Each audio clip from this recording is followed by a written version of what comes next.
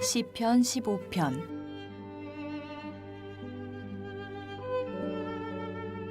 여호와여, 주의 장막에 머무를 자 누구 오며 주의 성산에 사는 자 누구 오니이까.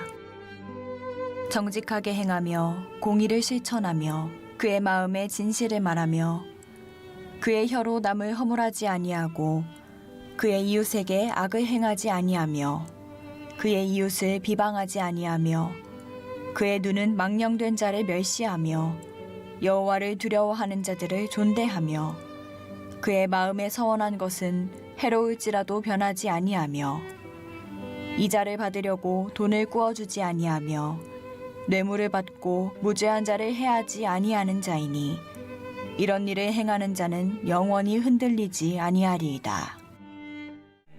오늘 참 시편 15편 말씀, 놀라운 말씀이 이것에 담겨 있는 것을 보게 됩니다. 시편 15편은 다윗이 쓴 지혜의 시입니다. 지혜의 시. 세상의 지혜가 아니라 하나님의 지혜가 이곳에 담겨 있는 그런 놀라운 그런 시죠. 이 시편 15편은 입당송의 형식을 가지고 기록된 그런 지혜의 시예요. 이게 무슨 말이냐면, 입당, 성전에 우리가 이렇게 나아가게 되는데 성전에 그냥 아무나 막 나올 수 있는 게 아니고 제사장이 입당 자격을 묻는 거예요.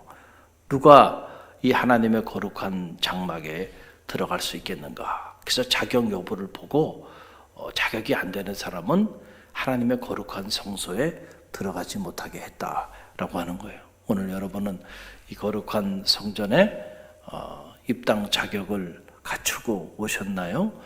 묻는 이가 없었기 때문에 여러분은 그냥 다 이렇게 들어온 거예요. 어떻게 보면은 이것이 주님의 은혜인 줄 믿으시길 바랍니다. 주님의 십자가의 그 보혈의 은혜로 누구도 여러분에게 자격을 묻지 않고 여러분들이 자유롭게 이 거룩한 주님의 피로 값주고 사신 거룩한 성소에 들어오신 거예요. 할렐루야. 참 놀라운 일이고 감사한 일이 아닐 수가 없죠. 이 입당 형식으로 누가 하나님의 장막에 거할 자가 누구냐, 누가 하나님의 성소에서 하나님께 예배할 자가 있겠느냐라고 하는 이제 이런 물음을 던지게 되는데, 여기서 하나님의 장막, 하나님의 성소라고 하는 것은 우리가 생각하는 이런 성소의 개념도 있지만은, 그러나 그것을 넘어서 하나님의 현존, 하나님이 머물고 있는 하나님 나라, 누가 하나님의 그 거룩한 성소, 하나님 나라, 하나님과 함께 동행하는 그 하나님의 나라에 들어갈 수 있겠는가? 천국 시민의 자격을 묻는 그런 물음이 오늘 시편 15편에 기록되어 있는 것을 보게 됩니다. 이 말씀을 깊이 묵상하면서 깨닫게 되는 것은 참 놀라운 일이죠. 하나님에 대한 우리의 신앙은 어떤 종교적인 예식을 넘어서 우리 일상의 삶의 자리까지 확장되어지고 있는 것을 보게 돼요. 그래서 하나님을 향한 우리의 진정한 신앙은 성소 안에서가 아니고 성소 밖에서의 우리의 삶에 따라서 결정이 되어진다라고 하는 그런 놀라운 사실을 우리에게 계시해 주고 있는 그런 놀라운 말씀이에요. 누가 하나님의 성소에 들어갈 수 있겠는가? 누가 하나님의 나라에 들어갈 만한, 천국 시민이 될 만한 그런 자격을 갖춘 자이니까 라고 하는 물음으로 시편 15편 1절이 그래서 그렇게 시작이 되는데요. 우리 함께 읽어봅니다. 여호와여, 주의 장막에 머물 자 누구 오며 주의 성산에 사는 자 누구 오니까. 그랬어요. 여호와여, 누가 주의 장막에 머무를 수 있겠나이까? 누가 여호와의 성산에 살게 되겠습니까? 라고 그렇게 물어보는 거예요. 여러분, 아무나 하나님의 이 거룩한 성소에 머물 수 있는 것이 아니고, 아무나 그 하나님의 성산에 하나님과 함께 살게 되는 것이 아니다는 거예요. 그 시편 15편은 그 천국 시민의 자격에 대해서 조목조목 우리에게 설명해 주고 있는데 참 놀라운 말씀이 아닐 수가 없어요. 자, 2절 말씀, 자격 조건을 우리가 보는 겁니다. 먼저 2절 함께 읽습니다. 정직하게 행하며 공의를 실천하며 그의 마음에 진실을 말하며. 자, 첫 번째 자격이에요. 천국 시민이 될 수 있는, 하나님의 나라에 들어갈 수 있는 사람의 첫 번째 자격, 첫째는 어니스트 해야 된다, 정직해야 한다라고 하는 거죠. 두 번째는 공의를 실천하는 사람이어야 한다. 그러니까 불의를 행하는 자가 하나님의 나라에 들어갈 수 있겠는가? 그럴 수 없다. 셋째는 그 마음에 진실을 말하는 자여야 한다. 거짓이 없어야 한다라고 하는 그런 얘기예요. 자, 이 첫 번째 조건만 가지고도 우리는 자격이 없는 우리 자신을 보게 되죠. 여러분은 정말 정직합니까? 그리고 여러분은 공의를 실천하는 사람입니까? 여러분의 마음에 거짓이 없이 진실을 말하는 사람입니까? 또 두 번째 3절 보게 되면 그 자격이 나오는데 우리 3절 말씀 함께 읽어봅니다. 그의 혀로 남을 허물하지 아니하고 그의 이웃에게 악을 행하지 아니하며 그의 이웃을 비방하지 아니하며. 자, 하나님의 성소에 들어갈 수 있는 사람, 하나님 나라에 들어갈 수 있는 천국 시민이 될 수 있는 사람, 어떤 사람들인가? 첫째는 혀로 남을 허물하지 않는 사람. 이 한치 혀를 가지고 남의 허물을 자꾸 들추는 사람들. 여러분, 이런 사람들은 하나님의 성소에도 들어갈 자격이 안 되고 하나님 나라에도 들어갈 자격이 안 된다. 그래서 경건하다 하면서도 자기 혀를 재갈무리지 아니하는 자는 그의 경건이 다 헛것이라. 그러니까 성도가 될 수 없는 거죠.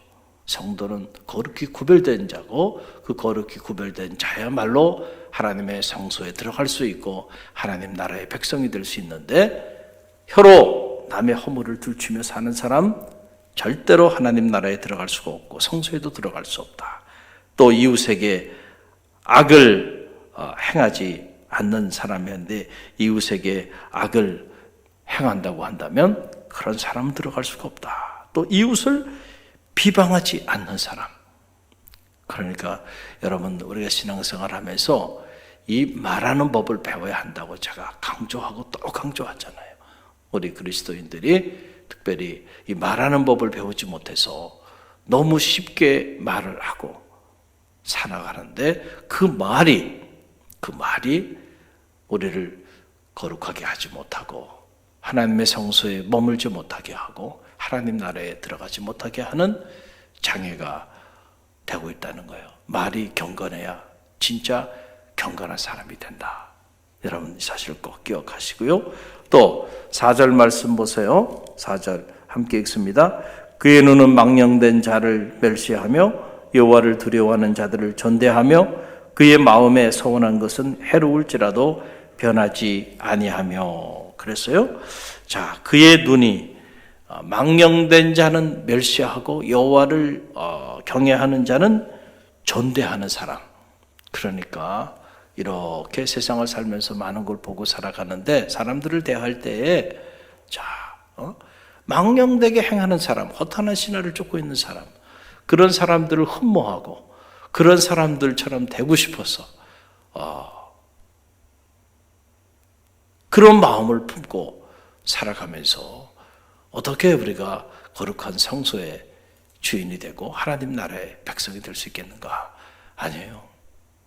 허탄한 신화를 쫓고 망령된 일을 쫓으면서 이 세상에서 이 세상을 연락하며 살아가는 사람들, 그런 사람들은 세상 사람들이 다 부러워하고 존대한다 할지라도 우리 성도들은, 그런 사람들은 그 가치를 인정하지 말라는 거예요.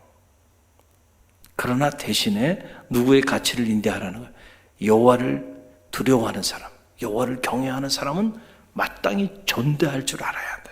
이 반대가 되면 안 된다는 가치관 자체가 너무 세속적인 가치관을 가지고 세속적인 잣대로 모든 걸 평가하면서 나가는 사람은 하나님의 성소에 들어갈 자격도 없고 그 장막에 머물 자격도 없고 하나님 나라에 들어갈 자격이 되지 않는다라고 하는 거고요. 또 마음에 서운한 것은 해로울지라도 반드시 지키는 사람이 하나님의 성소에 들어갈 자격이 있다. 우리는 서원기도 많이 하잖아요. 서원기도가 귀한 기도고 또 함부로 해서는 안 되는 기도이기도 해요. 왜냐하면 서원한 바는 반드시 우리가 지켜야 하니까. 내가 다급할 때는 서원하고 그래서 하나님은 응답해 주시고 축복해 주고 나니까 내가 언제 그랬냐는 듯이 또 자기 길을 걸어가고, 여러분 이런 사람들은 하나님의 성소에 들어갈 자격이 없다라고 하는 거예요. 한번 서원이라는 거는 우리가 하나님 앞에 한 약속이죠. 서원이에요. 하나님이 우리에게 하신 약속은 언약이고 언약은 반드시 하나님이 지켜주신다니까요. 할렐루야. 그럼 우리가 하나님 앞에 한 약속이 있잖아요. 그 약속은 그걸 서원이라고 말하는데 그건 또 우리가 지켜야죠. 우리에게 좀 불리하고 우리에게 좀 해롭다고 해서 언제 내가 그랬냐는 듯이 다급할 때는 약속을 하고 그리고 상황이 달라지면 또 말이 바뀌고, 여러분 이렇게 신앙생활에서는 안 된다라고 하는 그런 얘기예요. 자, 또 5절 말씀 보세요. 함께 읽습니다.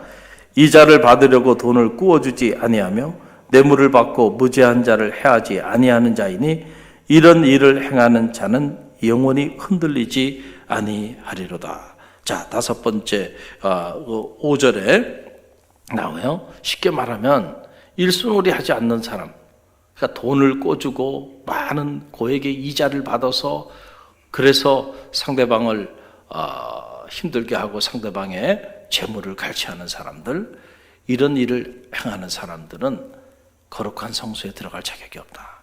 하나님 나라의 백성이 될 수가 없다. 그런 놀이 하지 않는 사람, 또 뇌물을 받지 않고 무죄한 자를 해하지 않는 사람. 세상에는 뇌물을 주고받는 일이 흥황해요.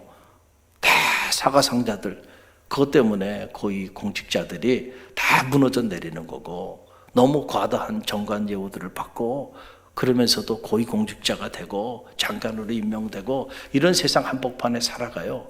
수단과 방법을 가리지 않고 그저 권력을 갖고 수단과 방법을 가리지 않고 높은 자리에 오르고 수단과 방법을 가리지 않고 많은 재물을 취하면 성공한 사람이고 축복을 받은 사람이라고 생각하는 이런 잘못된, 이런 천박한 자본주의 사회 한복판에 오늘 우리가 살아가다 보니까 성도들조차도 그런 삶을 꿈꾸고 자녀들에게도 그런 삶을 살도록 독려하며 살아가고 있어요. 안타까운 일이 아닐 수가 없죠. 성도는 뇌물을 주고받지 말라는 거예요. 왜 그러냐면 뇌물을 받았기 때문에 공의롭게 판단하기 어려워요. 그래서 누군가는 내가 뇌물을 받아서 공의롭지 않게 판단하기 때문에 누군가는 그 일 때문에 상처를 받고 가슴을 치면서 unfair한, 공정하지 않은 그 일 때문에 어려움을 당할 사람들이, 무죄한 자가 피를 흘려야 되는 이런 일들이 일어나기 때문에 그렇다는 거죠. 자, 이런 뇌물을 받지 아니하고 무죄한 자를 해하지 아니하는 사람들, 이런 일들을 행하는 사람들은 영원히 흔들리지 아니하리라. 할렐루야. 여러분, 이게 복음이에요.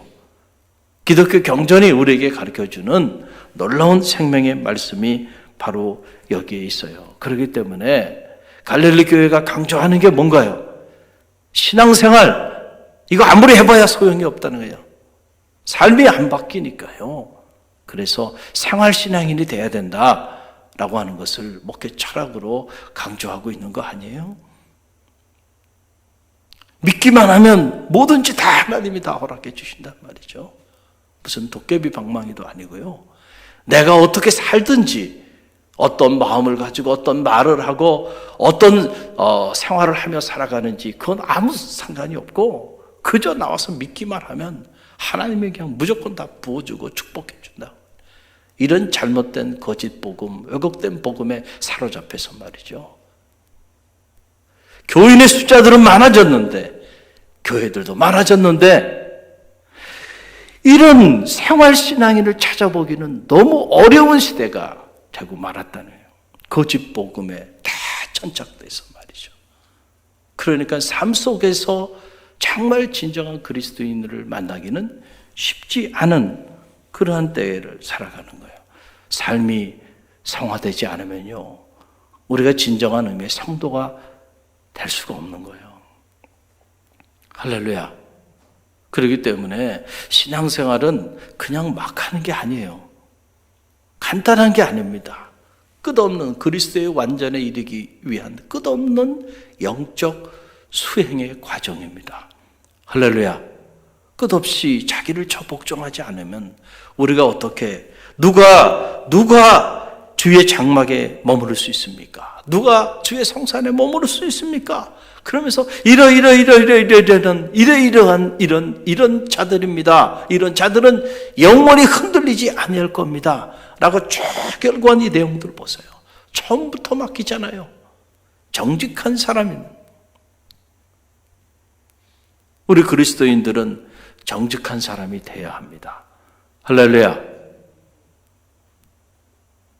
정직해야 돼요. 근데 정직하게 살면 망한다고 생각하며 살아가니까 젊은 크리스천 청년들부터 시작해가지고 정직 이미 휴지통에 집어넣은 지가 오래예요. 수단과 방법을 가리지 않고 그냥 거짓말도 일상화돼 버린 사회 속에 살아가고 있으면서 우리가 성도라고 생각하고 하나님 나라의 백성이라고 생각한다고 한다면 이것이 얼마나 허황된 일이고 기독교의 경전인 하나님 말씀에 비춰본다고 한다면 얼마나 부끄러운 일일까. 공의를 실천하는 삶, 마음의 진실을 말하는 삶, 남의 허물을 드러내지 않는 사람, 이웃에게 악을 행하지 않는 사람, 이웃을 비방하지 않는 사람, 그의 눈에 망령된 자들은 멸시하고 여호와를 두려워하는 자들을 전대할 줄 아는 사람, 마음에 서운한 것은 해로울지라도 반드시 갚는 사람, 그리고 많은 돈을 꿔주고 이득을 취하지 않는 사람, 뇌물을 받지 않고 무죄한 자를 해하지 않는 사람, 이런 사람들이 하나님의 거룩한 성소에 들어가고 거룩한 장막에 거하게 되고 천국 시민의 자격이 된다. 어떻게 보면은 우리에게는 너무 버거운 그런 말씀이죠. 우리는 이런 말씀에 은혜 받지 않아요. 누구도 이런 말씀에 은혜 받지 않아요. 그래서 이런 말씀이 선포되지 않는 거예요. 그러나 이 말씀이 하나님의 말씀임을 믿으시길 바랍니다. 할렐루야. 갈릴리 교회는 성숙한 교회죠. 그래서 이런 말씀들이 갈릴리 교회 성도들의 삶을 변화시키는 그런 동력이 되기를 간절히 바랍니다. 저를 비롯해서 우리 모두는 이런 말씀 앞에 서면 우리의 부족함을 깨닫게 돼요. 그 깨닫게 되는 것이 은혜의 문이 열리는 순서예요. 할렐루야. 내가 부족하구나. 내가 하나님의 성소에 감히 들어갈 자격도 없는 사람들인데 정말 너무 부족하구나. 그러면서 우리의 영성을 더 깊이 그리스도의 완전에 이르기 위하여 부단히 말씀으로 훈련받고 그리고 기도로 우리를 수련하고 그래서 우리의 말 한마디 행동 하나하나가 그리스도의 향기를 품어낼 수 있는 저 사람을 보니까 정말 주님을 보는 것 같아.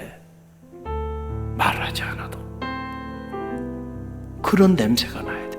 그런 향기가 그런 존재의 향기가 우리를 통해 나타나야 정말 그 사람이 그리스도인인 거예요. 갈릴리 교회는 이런 영적인 운동을 전개하는 교회입니다. 저는 바라기는 여러분이 이 말씀 꼭 붙잡고 생활신앙인이 되기를 주님의 이름으로 간절히 축원드립니다.